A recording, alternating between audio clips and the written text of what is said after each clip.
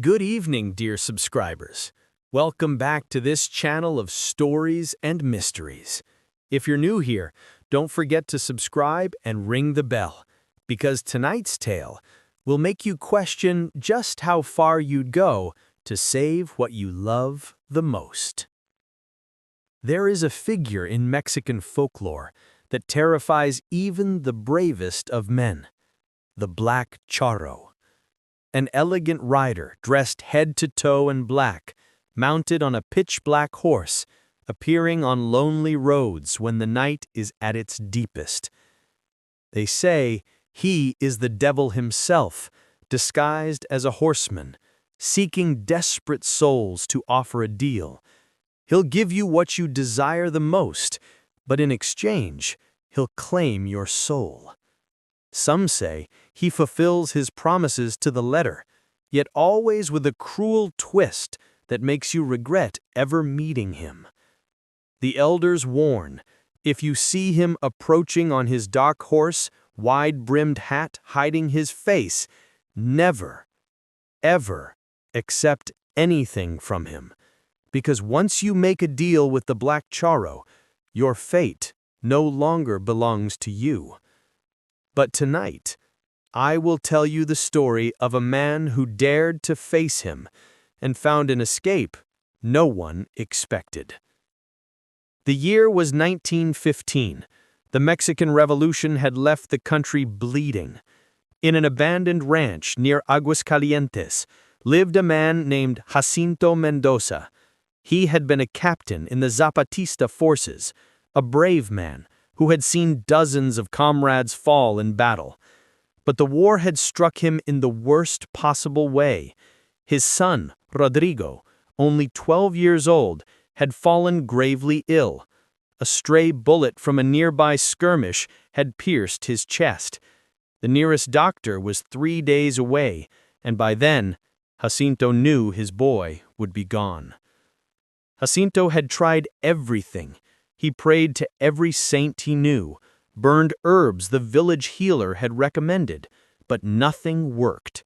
His son lay delirious in bed, calling for him in weak whispers as fever consumed him.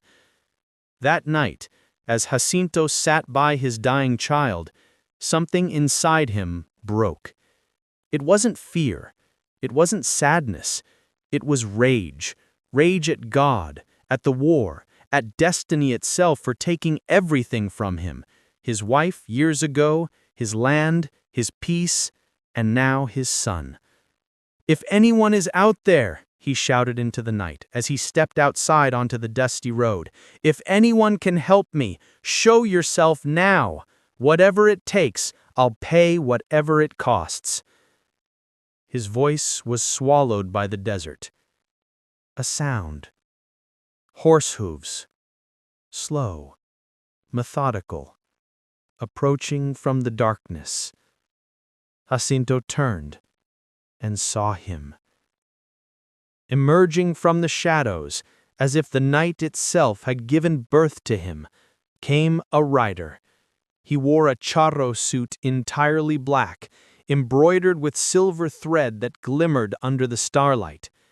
His wide-brimmed hat hid most of his face, but Jacinto could see a smile, a white, perfect, unnaturally perfect smile. The horse was magnificent, black as coal, with eyes like glowing embers. "Good evening, Captain Mendoza," the rider said, voice smooth, cultured, almost musical. "I heard your call." Jacinto's blood cold. He knew who stood before him. Everyone in Mexico knew. But with his son dying in the house behind him, fear no longer mattered. "Can you save him?" Jacinto asked bluntly. "Can you save my boy?" The Black Charro dismounted with unnatural grace. His boots made no sound upon touching the ground. "I can," he said. "I can restore him as if he were never wounded. At dawn, he will wake completely healed. He will live a long and prosperous life." "And what do you want in return?" Jacinto asked, already knowing. The Charro stepped closer. Now Jacinto could see his eyes beneath the hat. Black, completely black. No pupils, no white, only an endless void. "Your soul, of course," he replied with a smile. "At midnight, on the 7th day after your son is healed, I will return for you. Your soul will be mine for all eternity." Jacinto didn't hesitate. "I accept." The Black Charro extended a gloved hand. It was cold, so cold that when Jacinto shook it, it felt like plunging his arm into ice. Pain shot through him, and on his wrist appeared a mark, a black horseshoe, burned into his skin. "The pact is sealed," said the Charro. "7 days, Captain. Enjoy your time." And then he vanished. He didn't mount his horse. He didn't walk away. He simply dissolved into the night like black smoke. Jacinto ran back to the house. His son still lay pale in bed, but before his eyes, something miraculous happened. Color returned to his cheeks. His breath deepened. The wound on his chest began to close as though time reversed itself. At dawn, just as promised, Rodrigo woke up. He smiled and asked what was for breakfast, completely healed. The next days were the strangest of Jacinto's life. He spent every moment with his son, taught him to ride better, told him stories of his mother. They cooked, they laughed. But every night, the mark on his wrist burned more intensely.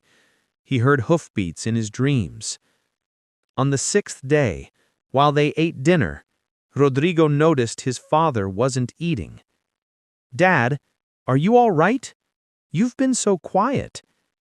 Jacinto looked at his boy, this child who had nearly died, who now smiled and played and had a whole life ahead of him.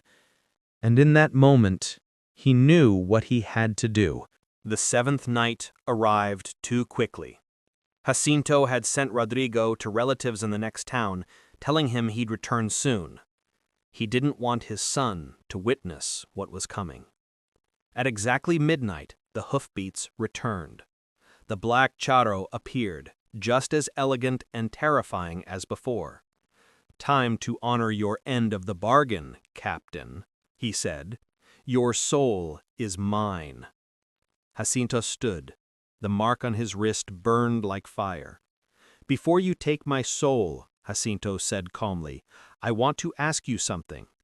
Can a man without a soul feel anything?"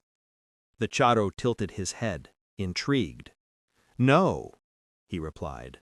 "A man without a soul is an empty shell. He feels no love, no pain, no joy. He simply exists." Jacinto mirrored. And then he said something the Charro never expected. "Then take it. Take my soul right now, but let me live." The Black Charro frowned, his first expression that wasn't a smile. "Why would you want that?" he asked. "Living without a soul is misery. It is the worst torment." "Because my son needs me," Jacinto answered. "He doesn't need my soul. He needs my hands to work the land. He needs my voice to guide him. He needs my presence, even if it's empty. I'd rather be a hollow man raising him than leave him orphaned." The Charro went silent for long seconds. Only the wind moved. "Interesting," he said. "Very interesting. In all my centuries in this world, no one has ever asked that. Everyone begs for more time. Everyone runs. Everyone regrets. But you'd give up your humanity if it means protecting your son." He circled Jacinto slowly. "Do you know what I truly seek in these souls?" he asked. "I seek despair, regret, the moment they realize they've made the worst mistake of their lives. That is what feeds me." He stopped right in front of Jacinto. "But you don't regret it. You'd make the same deal 1,000 times, and without a soul, you would never feel the torment I rely on." The Black Charro laughed, not cruelly, but almost admiringly. "You found the trap inside my trap, Captain Mendoza, and I must respect that." He reached toward Jacinto's wrist, the horseshoe mark glowed, then vanished. "The pact is undone," he declared. "Your son will live, and you will keep your soul. But remember this, Jacinto Mendoza, you earned this privilege through your wit and your fatherly love. Not everyone will share your luck." He mounted his black horse and galloped into the darkness, leaving a trail of smoke behind. Jacinto fell to his knees, touched his chest, and felt his heart beating. He was whole, and his son was safe. The next day Rodrigo returned. Jacinto hugged him tightly, and when the boy asked why he was crying, Jacinto just said, "Because I love you, son, and I will always protect you." The Black Charro represents our own demons, our temptations, and the desperate choices we make when everything seems lost. But this story teaches us something profound. Even in the darkest deals, true love can create a crack of light. Jacinto did not defeat the Black Charro with strength or magic. He defeated him with logic, self-sacrifice, and a love so pure he was willing to give up his very humanity.